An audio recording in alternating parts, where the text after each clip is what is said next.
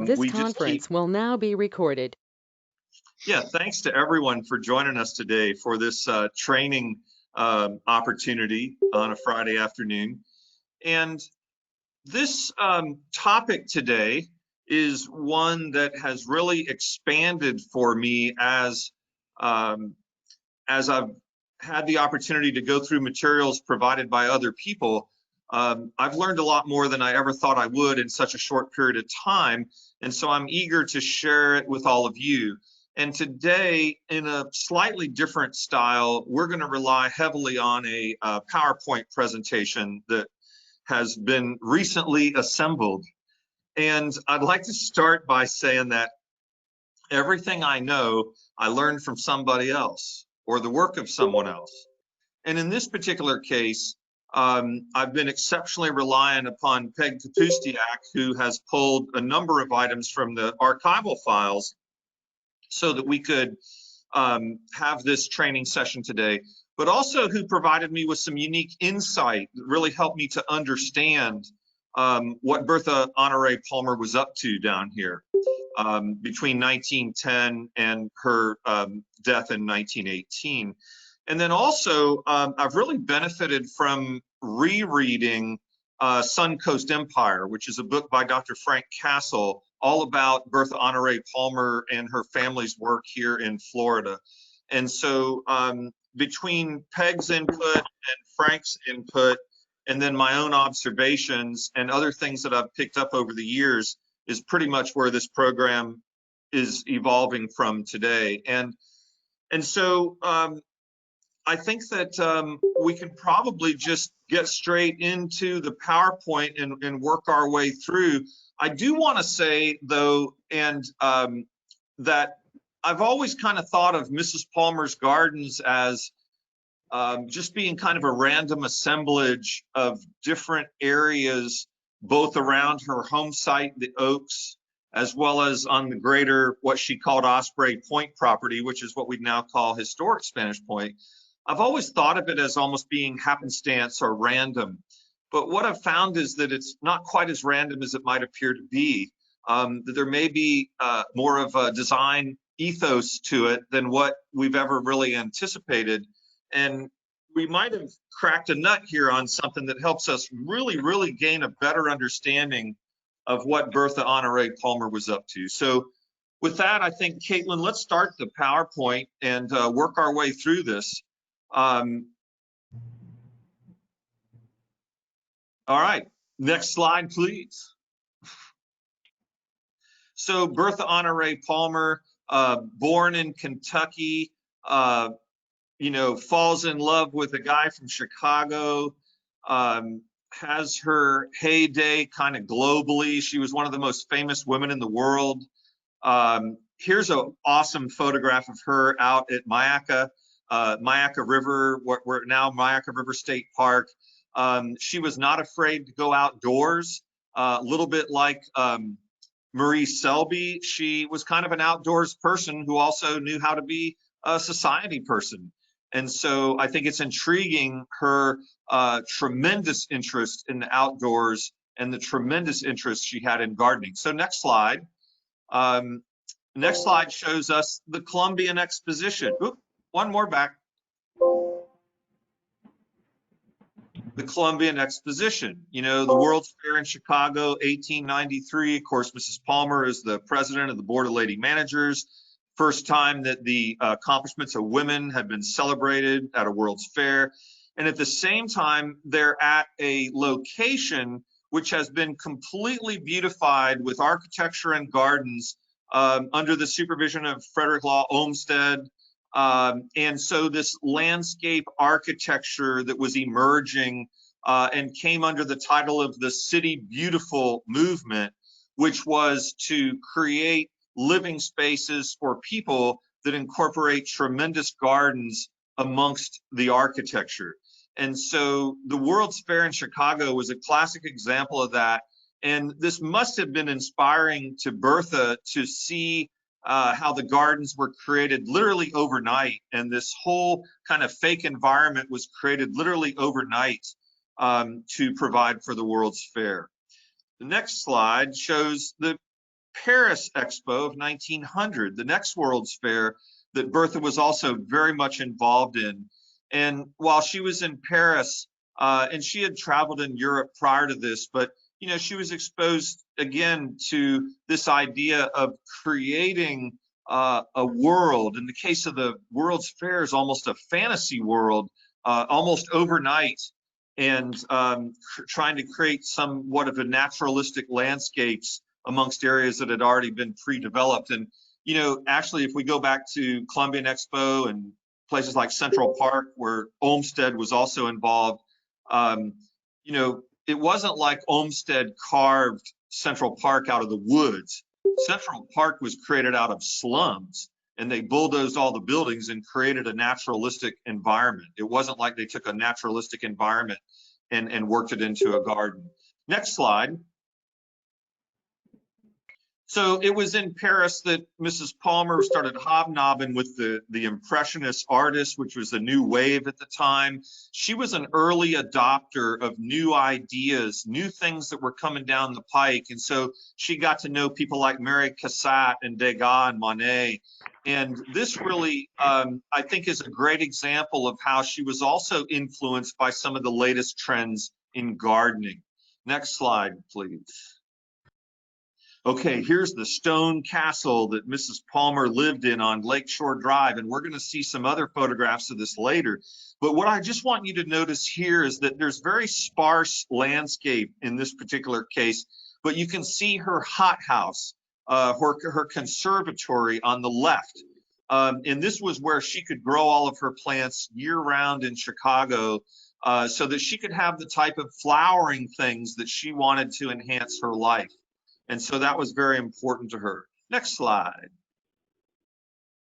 Okay, and then going from a mansion where at her last party she invited 4,000 guests to this little fishing camp down in Osprey, Florida, owned by a guy named Lawrence Jones, who actually was from Louisville, Kentucky, the same place where Bertha was born. And so this modest little house here, and the oak trees around it and the palm trees and the jungle is what captivated her and inspired her to purchase the home. And the next slide shows simply another view of the home as it sat. And there's Bertha Palmer out on the front walk, and the home is now hers. And so this is 1911. She first visited Sarasota in 1910. Marie Selby and Bill first visited Sarasota, I believe, in 1908. So this is all happening around the same time. A lot of people coming to the Sarasota area. And so you can see Bertha's got her broad-brimmed hat there, and they've got a little shell pathway down to the water and some plantings off to the side. Those are not necessarily hers. Those could have been in place prior to her arrival. Next slide, please. Here is a photograph of the Oaks, the same building, just a couple years later. And Mrs. Palmer engaged a Chicago architect named Thomas Reed Martin to come down and be her personal architect for her remodeling of what she named the Oaks. And the Oaks refers to the house itself and the nearby grounds. Most people think the Oaks referred to all of the property, but the greater property was called Osprey Point, and her home, her estate home, was called the Oaks. So Thomas Reed Martin came and helped her raise the roof on this house. He raised the roof to a second story, extended the house out in all directions except toward the bay where they maintained the columns, but expanded the colonnade there. And it's interesting that over time, Bertha Palmer began to distrust Thomas Reed Martin, and so she fired him from her service.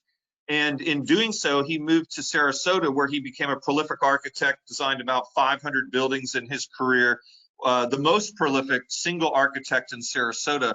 And so that's an interesting architectural legacy that she left behind when she fired him. Next slide, please. So what I wanted to do today is cover a number of the key gardens that were important to Bertha Palmer, both on property that is now a part of the Oaks subdivision, as well as on property that is part of historic Spanish Point. And so in a kind of a convenient sort of a way, this little map truncates the portion that is now on private property north of us, and that's over to the left. And then all the rest of this is what is historic Spanish Point. And so today I want to talk about Mirror Lake, which was a reflecting pool. I want to talk about the sunken gardens, which are not the sunken gardens that we normally think of when we say Mrs. Palmer's sunken garden. I want to talk about the Oaks itself, the Blue Garden, which was the connecting piece between the formality of the home and the informality of everything south. The Jungle Walk, the Fern Walk, the Orchid Walk, which is a new one on our list, the Rose Garden, not Rise Garden, but Rose Garden, and the Duchesne Lawn, the pergola and the sunken garden, ornamental pool, and possibly the Point Garden. So this is what we're going to cover today. So let's go to the next. And this map, by the way, reflects a compilation of influences from the Palmer family all the way from 1910 and 11 all the way up to the 40s. This is an aerial photograph that I know you can't see too well, but I think it's helpful simply to see the point. You can see some of the major trailways on this. So for instance, on the right-hand side, you can see the old road to Sarasota, which is the north-south or up and down road there. And it looks like it stops at North Creek, but it doesn't stop. There was a bridge there and it went across. And then you see a different driveway that Mrs. Palmer created from the north, again across North Creek, and then coming down to her home, the Oaks. But I think the next slide shows it a little bit closer up, Caitlin. And so here, and don't try to strain your eyes too much because we have other graphics for this. But on this particular sketch, you can see some of the groves, for instance, in her home and her dock. But let's move on to the other maps because I think this is too small for most people to gain things from. So let's just take a look at the layout of the gardens up by her home. So you can see the Oaks there, and it became quite a sprawling home with a automobile garage adjacent, which is what you see toward the back. You see a long walkway, very linear, running up to the reflecting pool, otherwise known as Mirror Lake. Just beyond that, you see a gazebo. And the gazebo is where we got the inspiration for the gazebo that currently greets you to historic Spanish Point. And then beyond that, the tennis court. Now, truth be told, to the left of the tennis court and not shown on this map was the house for the head gardener. And so there was another structure there. There was also another dock with a boathouse. And this is actually where Mrs. Palmer kept her boats, was in the protected boathouse. The other dock, which you see on this map, was really just for loading and unloading in a very gracious way. And we'll take a look at that later. Also on this particular map, you can see the sunken garden directly adjacent to the dock. And this sunken garden isn't one that we often talk about because it doesn't exist anymore and it's not on the historic Spanish Point property. But this was a low area along the bayfront that Mrs. Palmer did not fill in. Instead, she maintained it as a sunken garden and raised up other things around it and then had a set of steps that led down to it.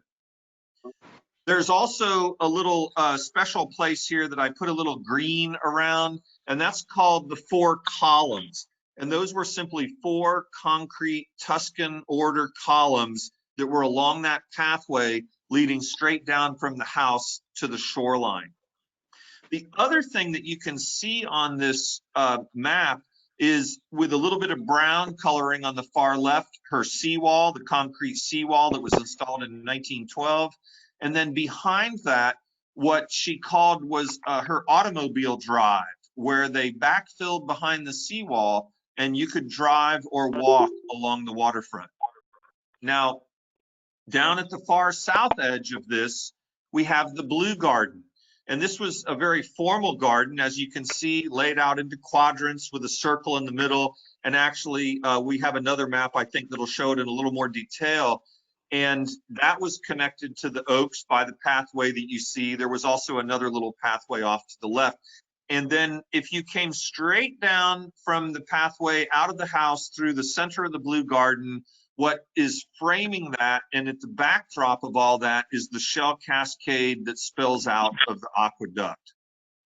All right, and so this is basically everything that you're seeing here is not on property that's Spanish Point, with the exception of some of the concrete curbing on the Blue Garden and the shell cascade.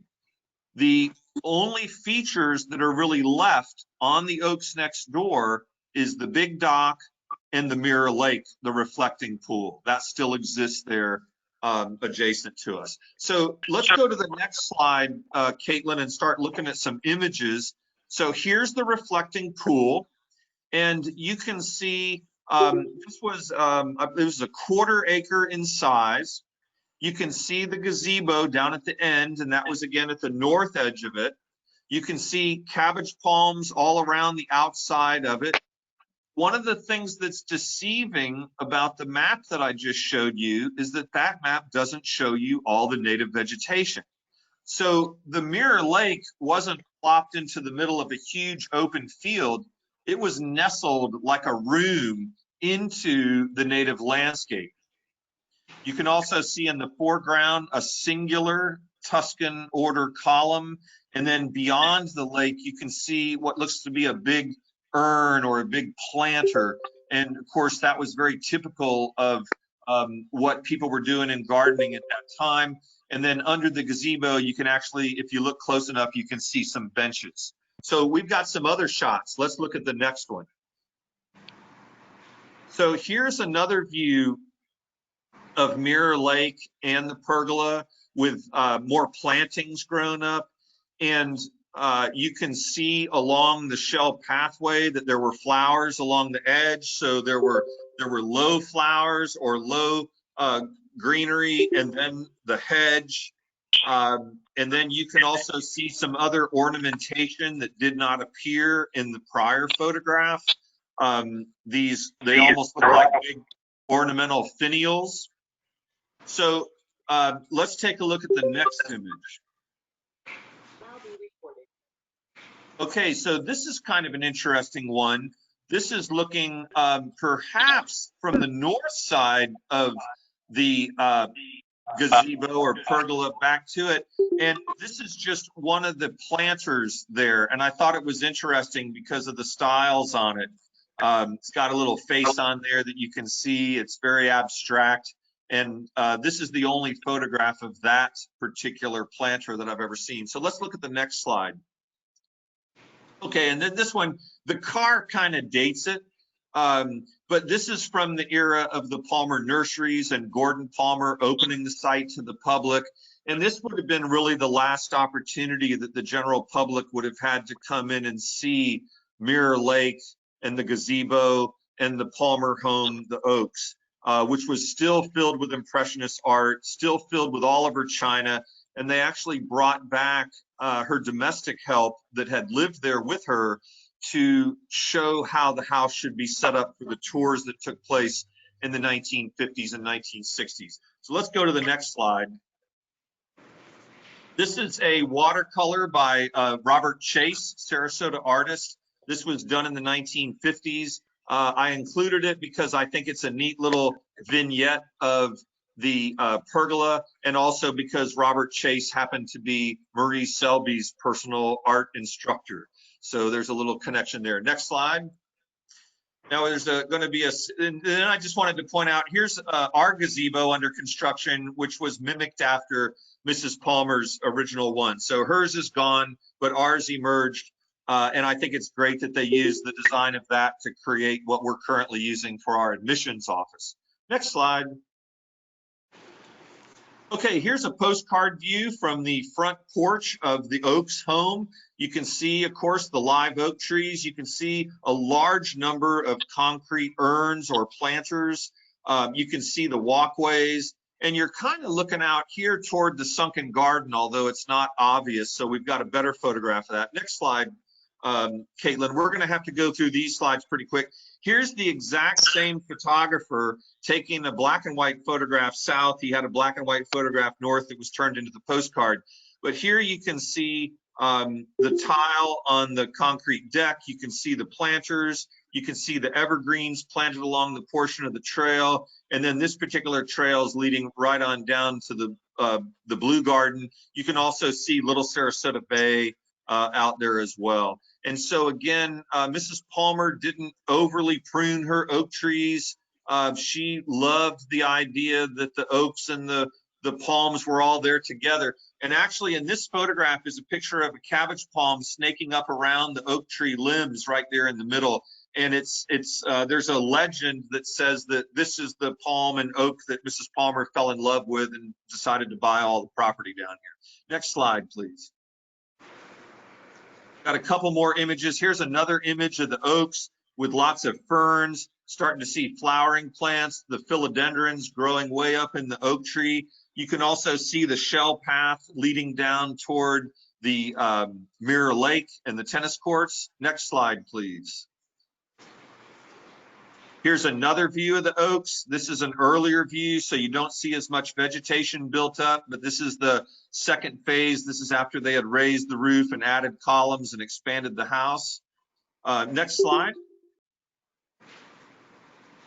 Here's actually the sunken garden, and so it includes retaining wall, steps down into the sunken garden. You see large Canary Island date palms planted around it.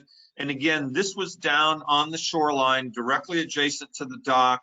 I believe possibility of a low area. They might have dug it out a little bit more, but they kind of took advantage of a low area to begin with to create this feature.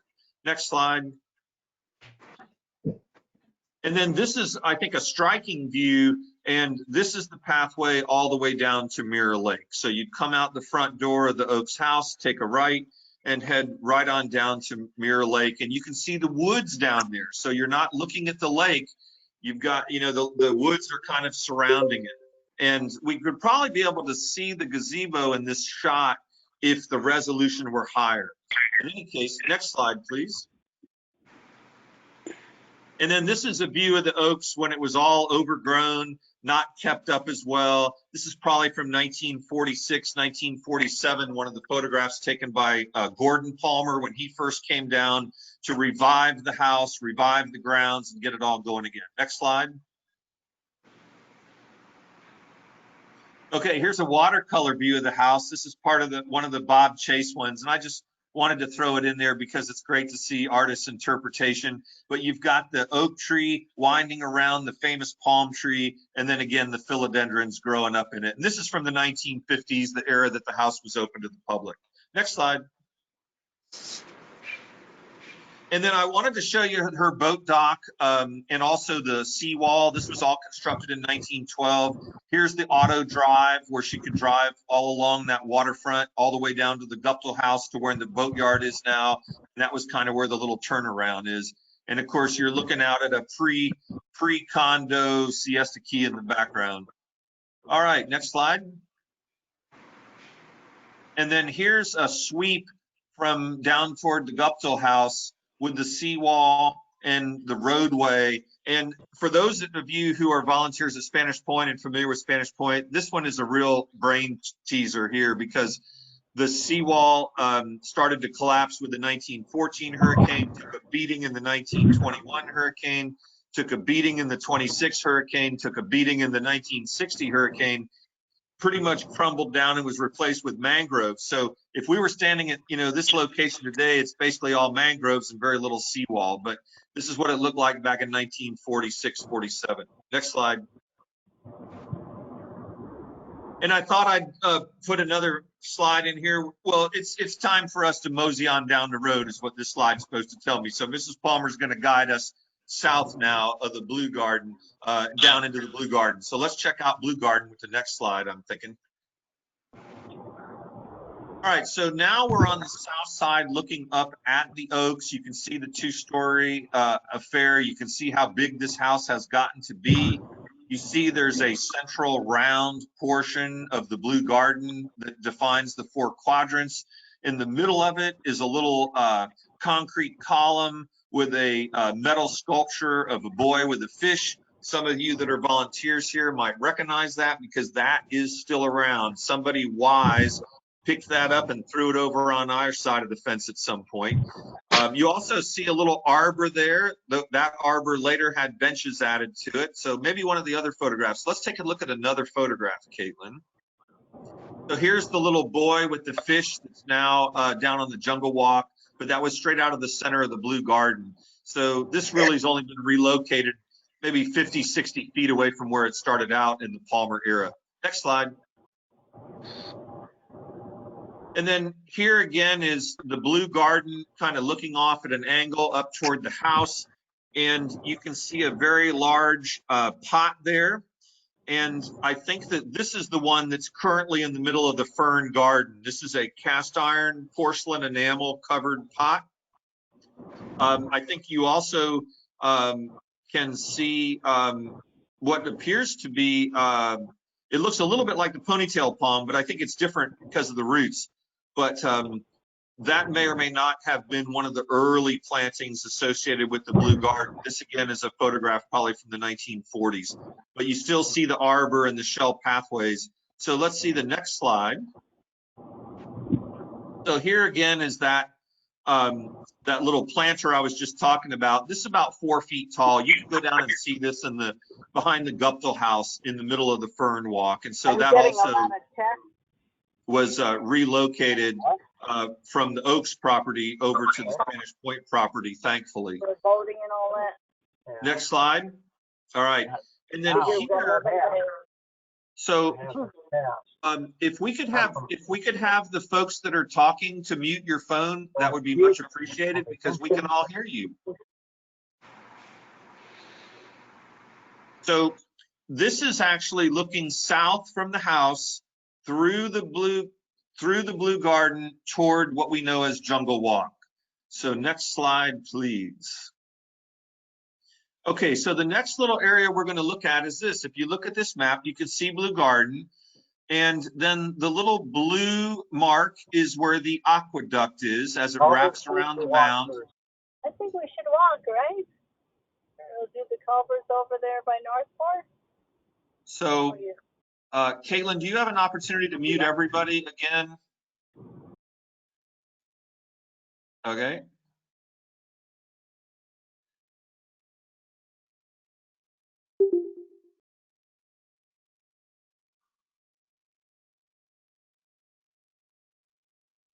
Stand by.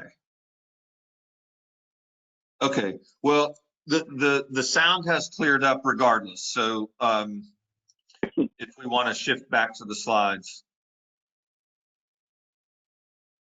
All right, thank you so much, Caitlin, appreciate that. So I color coded this a little bit.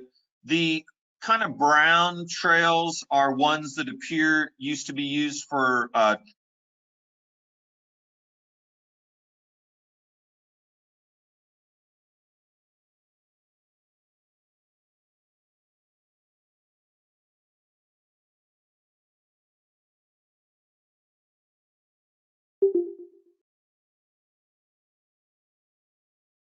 okay, so I'm unmuted.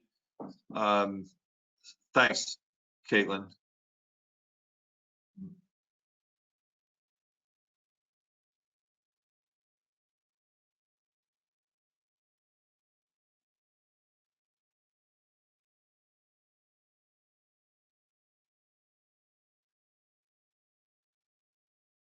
All right, as soon as we can get back to the slides, I'll keep talking. Sorry about that, folks.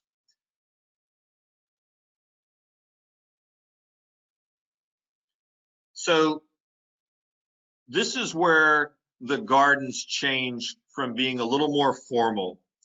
The way we see them around the Oaks, the Mirror Lake, which is very formal and rectilinear in design, the Blue Garden, very rectilinear in design, and now we're getting into the naturalistic area where Bertha Palmer saw the Indian mounds as a way to create a very different sort of garden experience, which again was something that was a part of a style that she was beginning to embrace that we're going to talk about a little bit later as we go through these. So Caitlin, are you able to get those slides back up? I know that's probably what you're trying to do.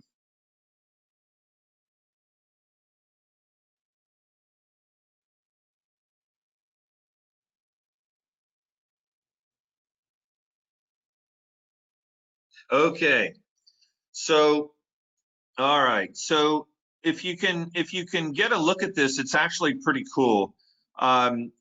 We come from Blue Garden down to an exceptionally natural jungle walk. Jungle walk takes us to Guptill House.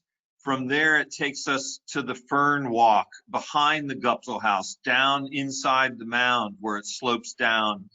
And then there was a trail that's shown in yellow here that doesn't exist anymore. And that trail in yellow that goes to the south is actually what Palmer's called the Orchid Walk Trail. So that's kind of cool because nobody's really talked about that before. And then there was another trail, which I've shown in yellow up here, that went from the Blue Garden down to the right to connect to the corner of Lychee Grove. And we're in the process of reestablishing that trail now. I didn't realize that there was a Palmer trail there until earlier this week. But anyway, let's deviate from the map. And oh, this also shows that automobile drive coming down the seawall, by the way, all the way down to Guptill, and then they would come up the mound and connect back to the same trail that we use now that goes by the big tank and the pump and all that stuff. But let's take a look at some more photos. Next slide. So here's the entrance to Jungle Walk. This is coming from the Blue Garden, and you've got the steps that we currently have there. And then for those of you with a keen eye, you see an elevated structure to the left. We don't know for sure yet, but this appears to have been an assembly to convey a big pipe of water so that they could have a fire suppression system at the Oaks. But we don't know that for sure yet, but that's what we think that is. Next slide, please. Here's the Jungle Walk back in the day. This is probably 1946, Gordon Palmer, Bertha's grandson, coming back to Osprey and finding the old trails overgrown. But anyway, here's Jungle Walk Trail. Next slide. And here's Mrs. Palmer out in front of the Guptill House. You can see trails out there now, a little different than the way we have it today. You see some trees planted in front of the house that are not there today. You do see that original front door, and you can still see Frank Guptill's little shamrocks up there on the fascia board. Next slide. And then this is a view from Guptill down to the boatyard, if you can believe it. So the boatyard would be on the left, and those other trees, the next time you come down, you'll see them. They're still there. We're looking out to the bay. Look how much of a wide little sandy area there was, and the seawall is still intact. This is an early photograph, but very different than the way we're looking at the Guptill shoreline today. So whatever was left of Frank Guptill's boatyard, which was probably torn out by the 1910 hurricane, but whatever wasn't gone, Mrs. Palmer took care of the rest of that and then built the seawall and dredged around there. All right, next slide. And then here's the water tower that was back behind Guptill House, 15 feet up on brick piers. If you wander up there today, the tower's not there anymore. You can still see the foundations and the artesian well and the original pump house. And this was replaced in, I think, 1947 or 1949 with the big water tank that's there now. Next slide, please. All right, and then the aqueduct, which is one of the totally cool elements that Bertha decided to introduce into her garden, both hugging the edge of the mound in some areas and then spanning low areas with these arched columns. And again, this is one of Robert Chase's watercolors that appeared in Ford Times magazine back in the 1960s. But let's take a look at the other slides. There's just a couple of images here of the aqueduct. That was restored back in the 1980s, and now it's in need of another freshening. But anyway, another slide of it. These are early photographs from the early days of historic Spanish Point. And another one showing aqueduct there. This was a very trendy element to include in this type of a garden. And the fact that it goes for such a distance and weaves along through Jungle Trail, it then spills at the next slide, spills out at the Shell Cascade, which then the water went underground back over somehow to Blue Garden. So this is a little difficult to see with all the ginger grown up around it, but here's the Shell Cascade which is the proper name for it, at the terminus of the aqueduct. This was all constructed in 1912. The lightning whelks and other shells that you see here, Mrs. Palmer simply pulled them out of the Native American shell mound. And so she took an artifact from an earlier era and created a very naturalistic type of a waterfall here. All right, next slide. And I included this just to kind of symbolize Orchid Walk, particularly with, you know, the adoption by Marie Selby Botanical Gardens. We need to reinvigorate our interest in orchids here at Historic Spanish Point. So this is another one of Bob Chase's watercolors. Next slide.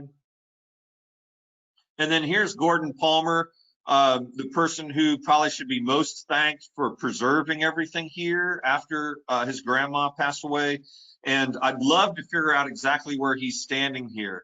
But this could be a little bit east of Guptill, the well maybe on the left-hand side, and this could be the Orchid Walk Trail going off to the right.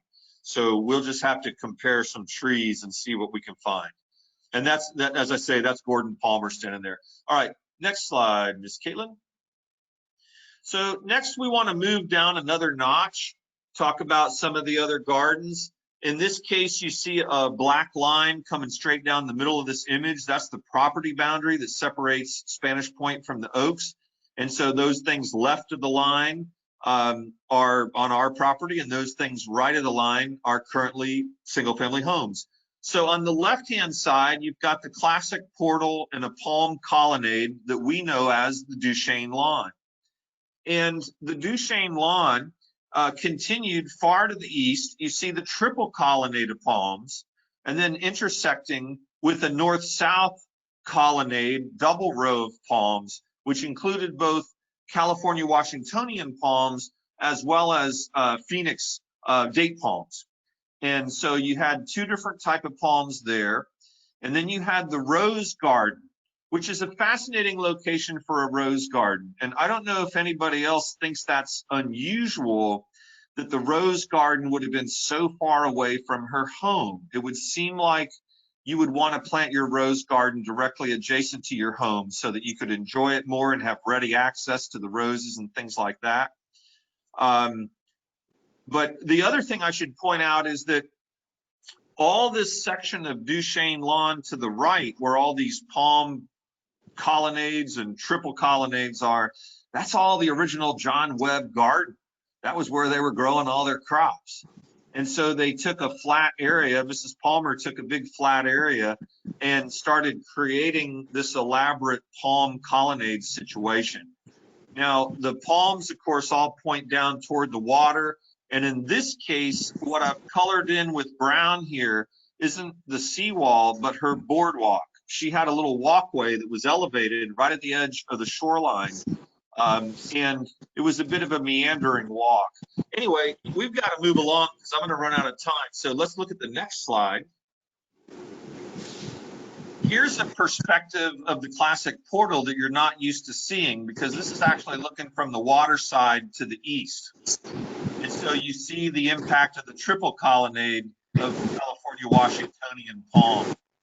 So this is kind of a cool shot. It's one of the only images that we have that shows the eastern portion of this. Okay, so we've got one person with their phone on that's generating a lot of noise, and their initials are JS. So if you could just mute your phone, that'd be appreciated. All right, well, not quite, but getting there. All right, next slide, please, Caitlin. Okay, so JS, your phone is causing a lot of static on our end. Okay, so if your initials are JS, I'd appreciate it if you could mute your phone. All right, so let's go stick with the slides, Caitlin. This photograph is what the classic portal looked like in 1983 or so, when things were starting to get underway here at Historic Spanish Point. So this is just two of the columns, and vines are all grown up. We can go to the next one. That's fine, Caitlin. We're ready. And then this is the classic portal under rehabilitation. You'll notice that the vegetation has not really been cleared from around it when this work was done. So the next slide shows that being kind of opened up. And this again, this is a shot from the bay side looking up. And so they took out all the Brazilian peppers and everything else that had grown in there and created the lawn. In this image, you can also see some of the California Washingtonian palms over what is now on the Oaks property off of Spanish Point. Next slide, please. Here's what it looked like from the other direction. Back before the trail was paved, you can see it was just dirt road there. You see the colony, you see the classic portal, you see the Reclinata palms planted, and then you see the mangroves in the background a lot lower than they are today. And then I think there's one more shot of the classic portal, Caitlin. All right, so that's what it looks like today. Brand new photograph. Mangroves are taller. We've got new California Washingtonian palms, and there's classic portal. So let's go to the next one. All right, this is a little booklet put together by the French landscape architect Duchesne. And what's fascinating about this is that he talks about all the different types of garden ornamentation and the new stylists of gardens. And back when some early research was going on, they actually found a publication by Duchesne that mentioned Bertha Palmer's garden here in Osprey, and I haven't been able to put my hands on that specific language, but it's out there, so we'll have to look harder for that. But let's go ahead to the next slide. This is why the Duchesne lawn is called the Duchesne lawn. So moving out now to the point, we've got the sunken garden and pergola, and I think most people are quite familiar with that as I've outlined it here. So again, on this little sketch, you can see the Palmer seawalls up on the north and south side of the point. Most people don't realize that the seawall ran all along the south side of the point. And again, that was destroyed by storms and the rubble of it's still down there. But let's look at the next slide. Here's the pergola under construction, the concrete aspect of it. This is 1912. Kind of cool to see a photograph like this. Next slide, please. We're going to have to move through these pretty quick, Caitlin. Here it is. This is 1940s, actually, years later. Let's take a look at the next one.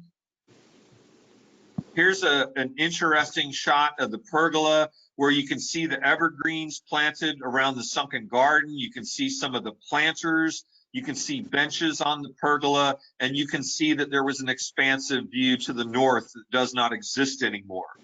As the mangroves have matured and grown up into a heavy forest along that shoreline, you don't have the view that Mrs. Palmer had. So the view here was north and south toward the bay. The next photograph, we'll begin to see, this is a view looking basically to the west, out towards, say, Point Cottage, with the sunken garden on the right-hand side and the slope down to the bay directly off to the left.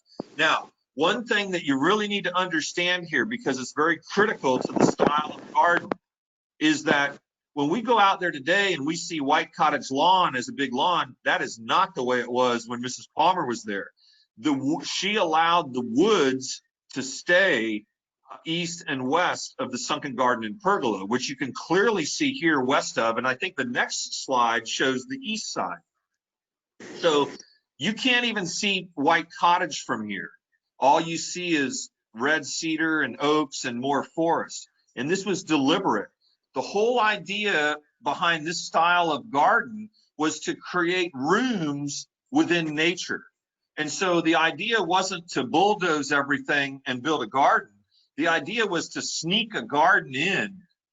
And this was a reaction to the Victorian era where everything was completely manipulated. And this was a style that was created by King Edward after the fall of the Victorian era. And so this was the latest, greatest gardening style that was being practiced out there in the world. And Mrs. Palmer adopted it. And so what we really have at Historic Spanish Point, and this was brought to my attention by Peg Kapustiak, we have an exceptionally early American Edwardian garden, a series of Edwardian gardens carried out exactly the way Edwardian gardens were supposed to be, which was these rooms, these spaces, these magical spaces with sunken gardens, with pergolas, with benches, with ornamentation, with pots and all these things placed within a natural setting. Next slide. So here again, the view through the pergola, looking out all the way out to basically the drive, turn around at the Guptill and everything behind. And so the views were of the bay. Another component of Edwardian landscape architecture was to have views of lakes and ponds. So hence we've got Mirror Lake at the north end, again, secluded in the woods. And we've got the Jungle Walk secluded in the woods. And that connects you from a formal blue garden to other gardens. Next slide, please. Here's the pergola as I remember it the first time I saw it back in the early 1980s. And next slide shows it being fixed up a little bit. And the next slide shows it fixed up a little bit more. And this is an amazing photograph to see the entire area reworked and reconstructed. And the gumbo limbo tree that you see there behind the pergola just fell down a couple of weeks ago. And you can still see the big red cedar over there, West Indies juniper. Next slide, please. I don't know how we're going to get through all these slides. And then here's a great shot that we just took with a drone of the pergola and sunken garden. So here again, you can kind of see how it's just nestled into the woods, just the way a great Edwardian landscape architect would have it. All right, next slide.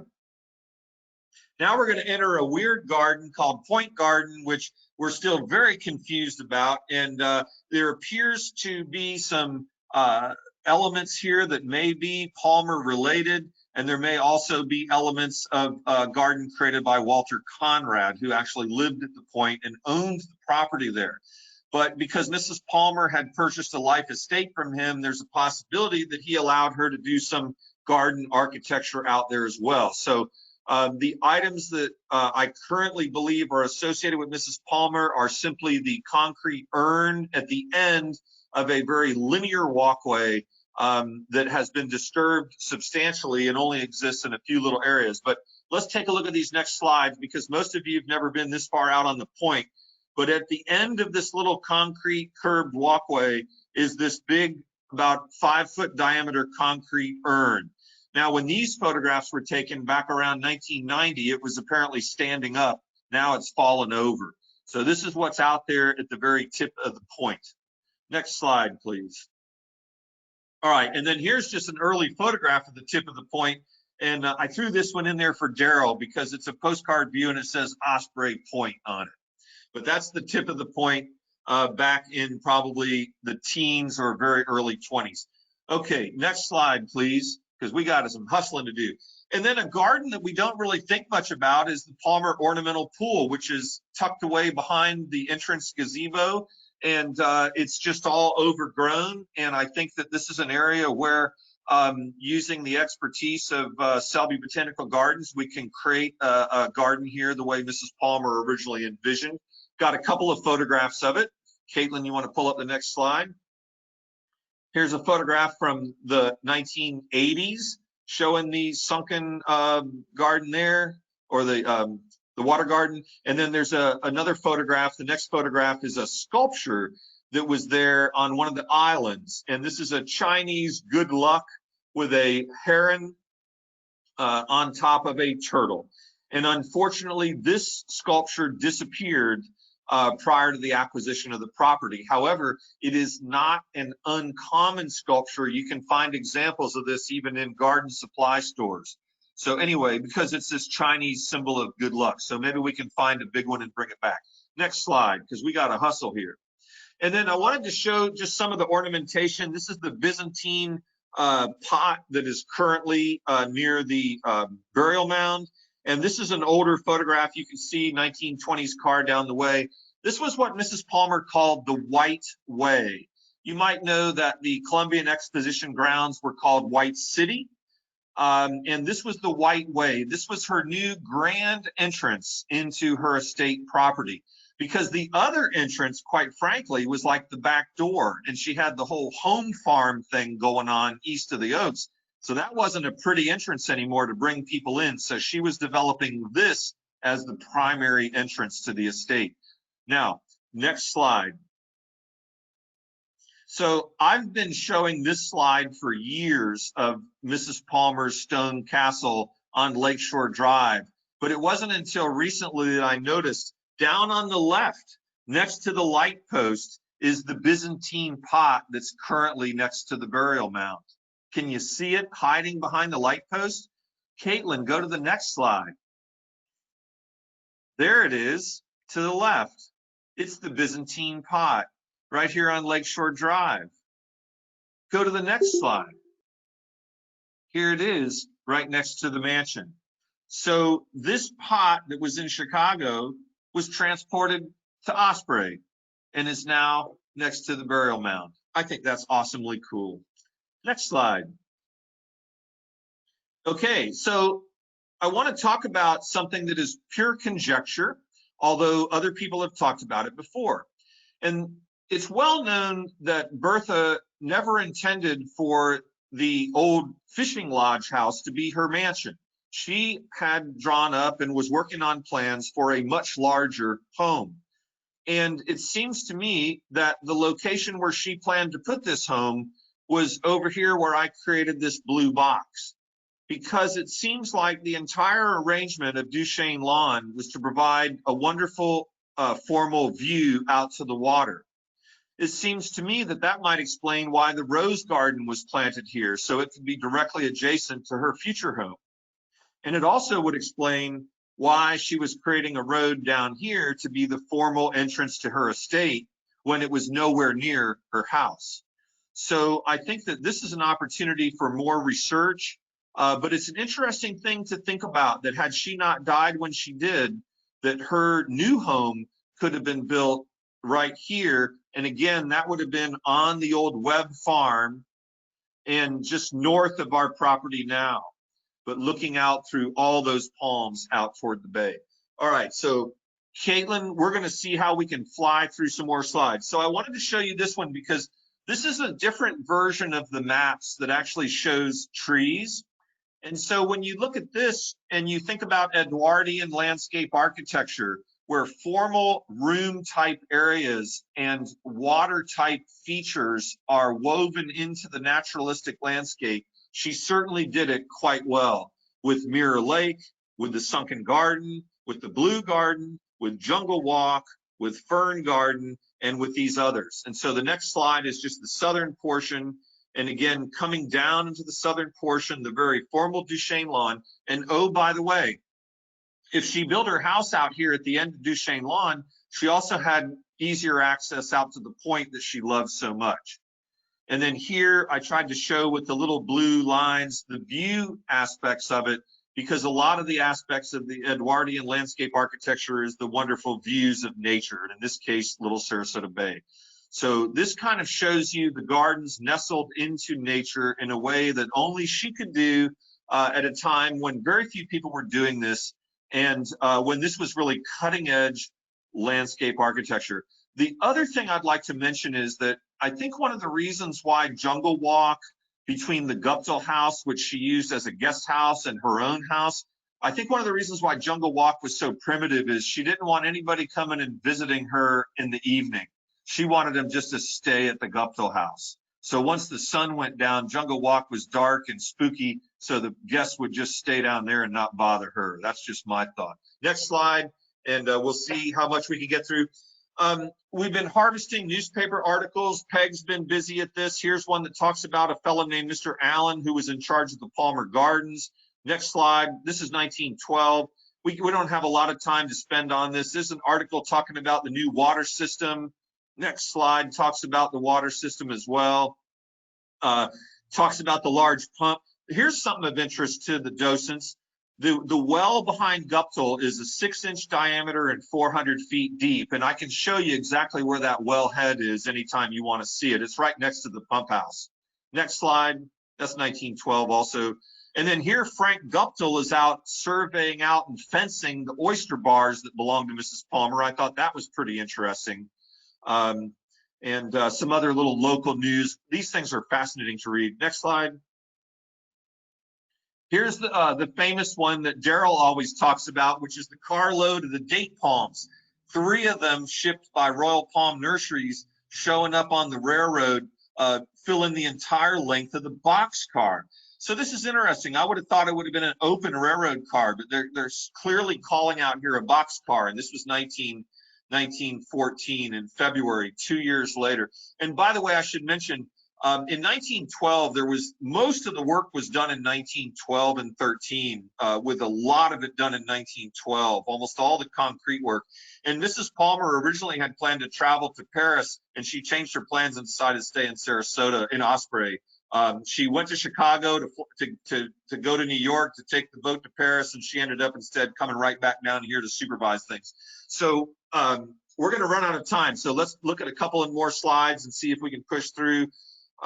This is just talking about all the immense zoological garden trees, shrubs, and flowering plants.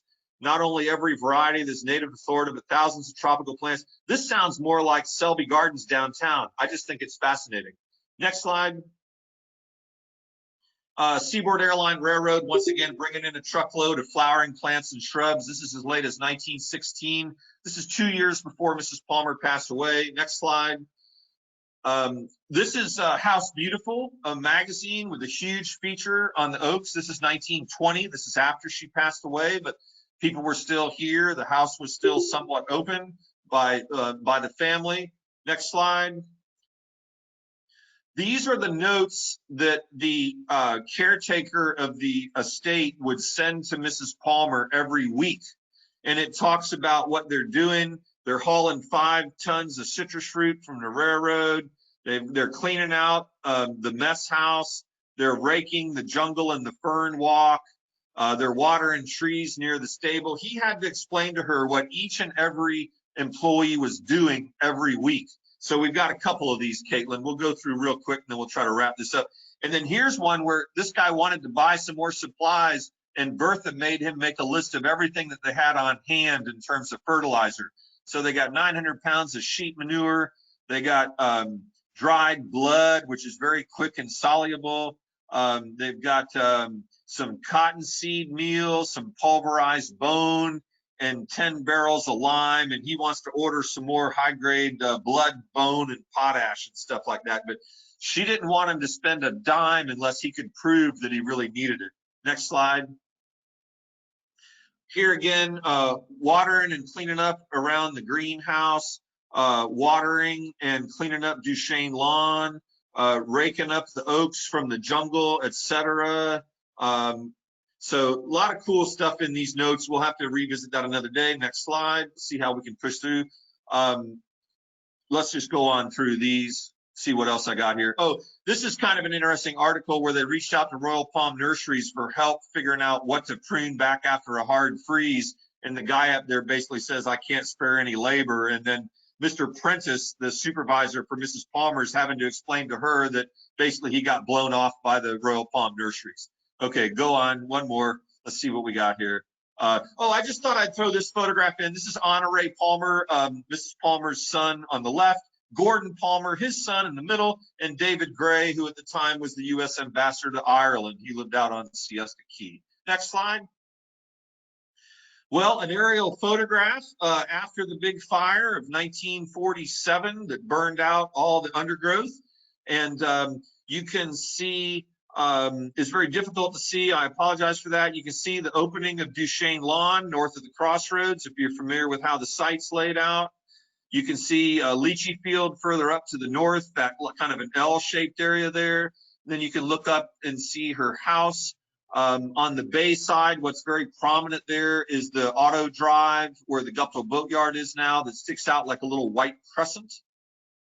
And you can see that the fire burnt. Here's another great shot. So this is the same time period, and you can see how everything kind of burned out there to the basically the home farm burned up.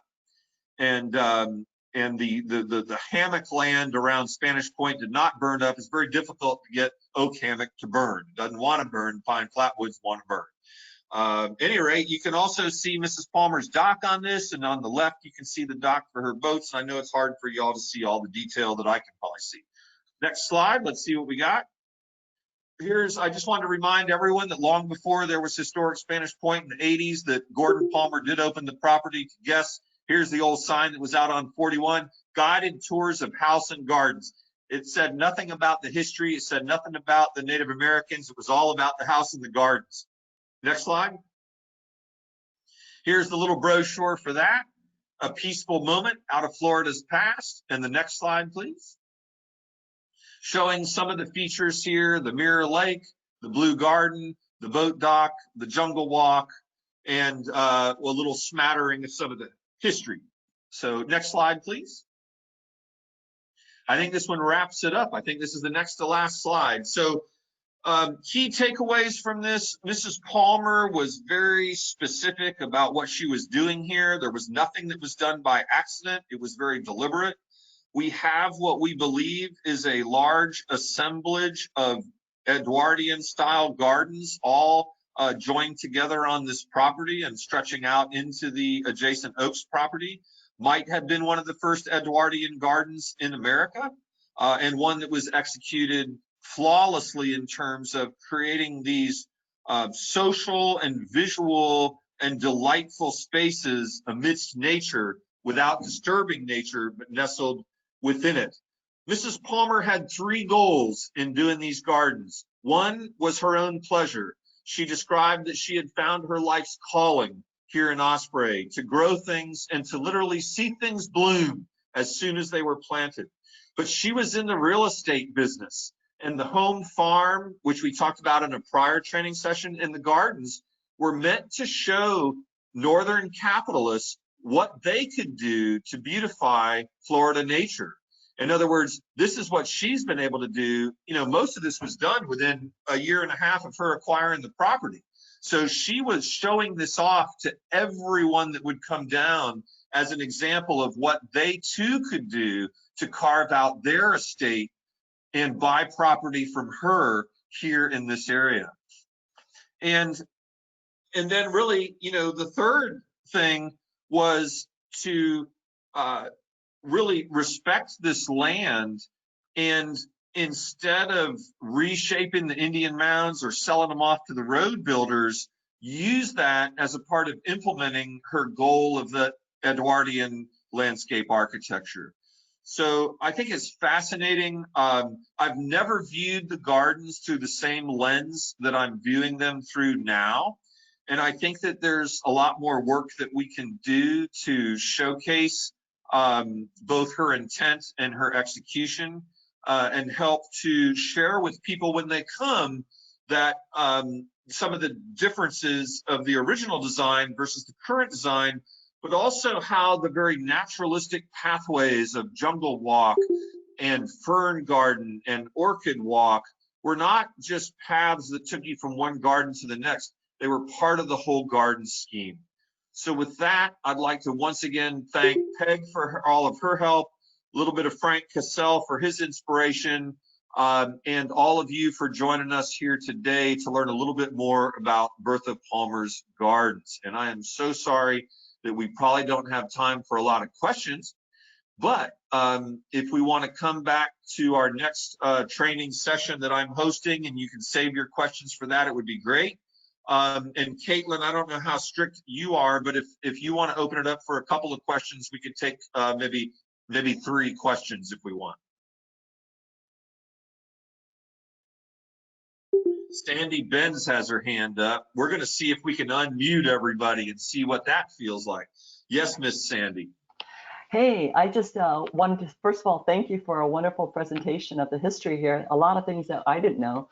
And what was really intriguing for me today was to see Bob Chase's artwork, because he was a neighbor of mine. And I'm just wondering, is his artwork in any of these old photos available to the public when we go visit Spanish Point? The 4 images that I showed today are in a little magazine that I bought on eBay called Ford Times. And Ford produced the magazine to encourage people to get in their cars and go out and explore America. And so I can't, you know, we could blow them up. I want to get with his son and make sure he's okay with us doing it. But I think it'd be great to blow them up and frame them and have them on display somewhere. I particularly love the one of the orchid because it draws a connection between downtown campus and here. But yes, Sandy, I love those watercolors. There are only 4 in the article. So those are the only ones that I have of Spanish Point by Robert Chase. Yeah, and I knew him too. So I was really tickled to find them. Yeah. Great, thank you. You're welcome. Thanks for joining us today, and thanks for volunteering. Anyone else have a question?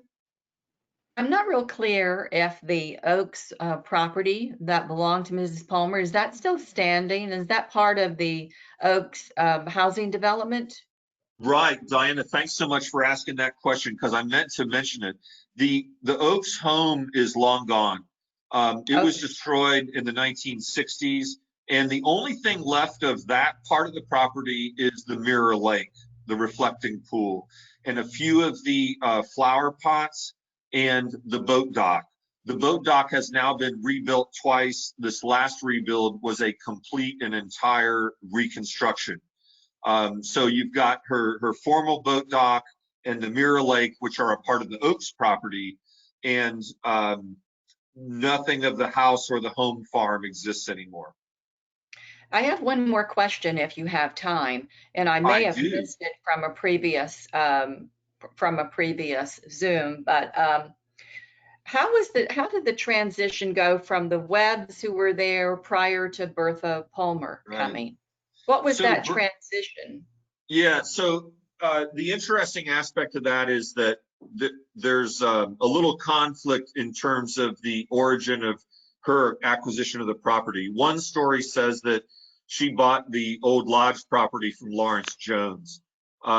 There's a deed, however, for that property purchased by her aunt Laura Honore, who then gave her the property. So there's a little sketchiness in the early part that we can really resolve quite easily with some additional deed work. So she bought that piece first, and then she started buying other land around here. And so she negotiated with the Webb family to purchase their property. John Webb had been dead for 2 years, a little more than 2 years, when Bertha Palmer first came onto this property. And so the family decided to sell to her. She then started to try to negotiate with some of the other people who Webb had sold property to. So he had sold the tip of the point to, for instance, Walter Conrad. So she went out and bought a life estate from Walter Conrad, but then he outlived her by 11 years. So she ultimately acquired, and the acreage is, some people say it was 350 acres. Some people say it was 500 acres, but the entire tract here, what is now west of 41, and then, of course, she had everything east of 41, most of downtown Venice, most of the, what's now Myakka River State Park, and, 100,000 acres of land here. But to bring it down to this parcel, it was kind of the end of an era for the Webb family. John Webb, the patriarch, had passed away. I think the winter resort wasn't so unique anymore. I mean, when Webb's Winter Resort opened in the 1870s, there wasn't another hotel around for 100 miles. But by 1910, Sarasota's full of hotels, and people have homes everywhere where they're renting rooms. So I would have to think that the occupancy of the winter resort had diminished and land values were skyrocketing. So it was a way for the Webb descendants to liquidate and make money, and they still own plenty of other property south of us in what's now downtown Osprey. They took the old Webb homestead and turned it into what Palmer called Webb's Tavern. They took the old dormitory and turned it into what she apparently called White Cottage. Took the Guptill house, Mrs. Palmer bought the Guptill house from, the Guptills, and they moved out to Siesta Key. And then when Frank died, the widow moved up to Sarasota. So everybody kind of sold out to Mrs. Palmer, and Walter Conrad was the only one smart enough to do a life estate. And so he got to stay there longer than her. Well, wonderful. It's fascinating. Your program today was wonderfully interesting. I thought the pictures and the visual part of it was just wonderful. Thank you for doing that. Thanks, Diana. Any other questions? We got time for probably one more. Any of our existing volunteers learn anything today? Definitely, yeah. Me too. And what we're finding as Peg and Amy, our research archaeologists, are digging through the files, I mean, we're finding dozens of things that answer the questions that we've all had for years. And it's both frustrating and gratifying all at the same time. Frustrating because I wish I'd known all this stuff was right there in the file, and gratifying because why not bring it to light now? If not now, when? And so I'm just fascinated by these gardens. I wanted to use today's program as a little bit of a pilot because we're going to be doing a much more extensive program on the gardens for the historical briefing in November. So we've got to find a way to polish what I did today to make it a little smoother for the general public. But there's a tremendous amount of interest right now in these gardens. And Peg and I are going to be starting to now look for where are the other Edwardian gardens in America and when were they installed? Because we think we might have one of the first. And again, this was a tremendous reaction to the Victorian era. This was a revolutionary way to do gardening in the same way that the Impressionist art was a revolutionary thing at that time. And Mrs. Palmer was out on the cutting edge of it. And nobody even recognized it until Peg did. And when you line up the definition of Edwardian and all those influences with what occurred here, there is no doubt that that's what was driving her, to say nothing of the fact that she knew King Edward at the time. You know, that she had been to all the great estates, you know, around the world, and had been there and seen 2 World's Fair gardens created out of nothing. And again, you know, if she was doing a Victorian garden, it would have come in with the bulldozers, cleared everything out and put everything into rectangles, and it still would have been pretty. But this Edwardian allowed her to come in and put it inside nature and makes it even cooler. And then, you know, people came along later and took down a lot of the nature. So, you know, Sunken Garden and Pergola isn't a nice little room anymore. You know, it's got the lawn and it's different. And then when we look at just the tiny piece of what we call Duchesne Lawn versus the entire Palm Colonnade, it just makes you wish we got a little bit more property when we got the donation. It makes you wish we got just a little bit more, like the Mirror Lake and the Oaks House and the rest of the Palm Colonnade. But we got a lot. And I'll tell you, it seems like in the days leading up to the transfer of the property, somebody went up to the north side and took a bunch of stuff and threw it onto the south side. And I'm glad they did. And, you know, some of the pots and the big porcelain one and some of these other things, because if they hadn't done it, it wouldn't be here. So I'm supposed to be on another Zoom call, folks, but this is one of the best attended events that we've had. It's been one of the least dialogue because we just wanted to kind of push the information out. But we certainly appreciate everybody being here, and we'll see you next time. Have a great weekend. Thank you. Thank you.